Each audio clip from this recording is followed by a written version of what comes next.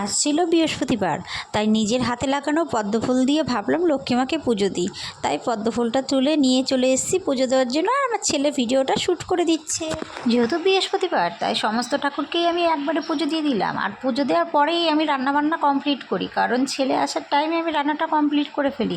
আর ছেলে যখন যায় তাকে আমি খাইয়ে কিছু দিয়ে পাঠিয়ে দিই, আর তার সাথে আমিও খেয়ে নিই, আমার মেয়েকেও একটু খাইয়ে দিই। আমি ঘরে বেশি করে ফল রেখে দিই, আর এই দেখো ফুলে কোনো কমতি রাখিনি, সমস্ত ফুল দিয়েই আমি পুজো দিয়েছি। আমি সমস্ত রকমের গাছ বাড়িতে লাগিয়ে রেখেছি, ঠাকুরগুলো এভাবে রেখেছি। অতটা ভালো লাগছে না, কারণ এখানে একটা মন্দির তৈরি করার ইচ্ছা আছে। মন্দির বলতে ইচ্ছা আছে অনলাইন থেকে কেনার, দেখা যাক সেই ইচ্ছাটা কবে পূরণ হয়। পুজো দেওয়াটা কোনো অসুবিধাই হয় না, কারণ ফল আমি সবসময় ঘরে রেখে দিই। ছেলে বাড়িতে চলে এসছে, ছেলের জন্য খাবার নিয়ে বসে পড়েছি। এখানে অমলেট নিয়েছি, লেবু নিয়েছি, স্যালাড নিয়েছি, তার সাথে নিয়েছি একটু ডাল মাখা পেঁয়াজ দিয়ে কাঁচা লঙ্কা দিয়ে, আর তার সাথে নিয়েছি কষা মাংস। খাওয়া দাওয়া কমপ্লিট করার পর চলে গিয়েছিলাম বাজারে গিয়েছিলাম, অনেক কিছু কেনাকাটা করেছি, একটা করে ভিডিও তোমাদের সাথে শেয়ার করব। আর এই দেখো সবুজ চুড়ি পরে আসলাম, যেহেতু আমি শ্রাবণ মাস আর শিবের ভক্ত, তার জন্য টাটা।